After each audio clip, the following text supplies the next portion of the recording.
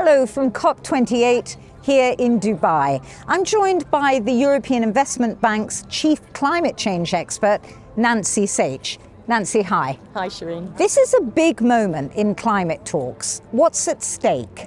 Well, the science is very clear. We've had reports just before the COP. We're looking at the 1.5 degrees temperature goal, which is absolutely critical for humans to live healthily and well in the future on the planet. And the latest science just before the COP was that we're roughly heading to about 2.8, 2.9 degrees centigrade global warming. And that is absolutely not a livable situation on the planet in any sense of a healthy or successful way. That means there's a huge responsibility on countries meeting here. This is meant to be the moment for the global stocktake. What does that actually mean and what needs to happen? Well, the way the Paris Agreement is structured is that each country says what it can contribute. The problem is that when we put all that together, all the countries' contributions, we know that it is nowhere near enough to reach the temperature or the climate resilience goals.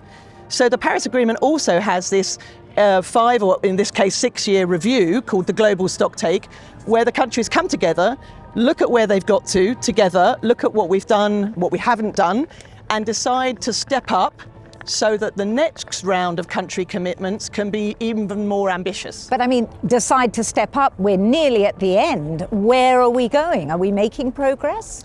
Well, I think there was a very good sign on the first day of the COP, and that was that there was finally an agreement to make the loss and damage fund operational. And basically what that's about is about the poorest countries who have not still really emitted any greenhouse gases, having finance from developed countries to help them adapt and to help them develop and to help them deal with the impacts of climate change, which they haven't been responsible for. So that was a really good start. And of course, we've had really big discussions on food, on adaptation. But the big topic hanging over this COP, of course, is fossil fuels.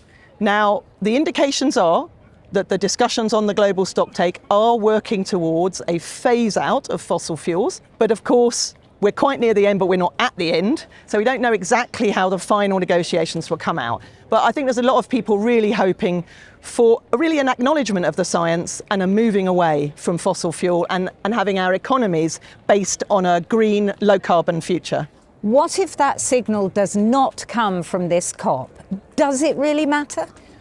Well, I think it would be, yes, it does matter. Yeah. And of course, we want it to be as ambitious as possible, but it is a negotiation between all the countries. And if it doesn't come out as ambitiously as we at the Climate Bank or others would like, we're not going to give up.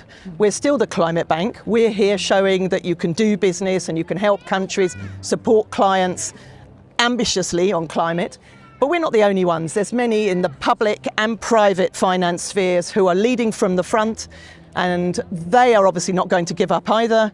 And at the end of the day, we've all got to just carry on making the effort because we only have one planet to live on. Absolutely. That's all from us for the moment. Bye.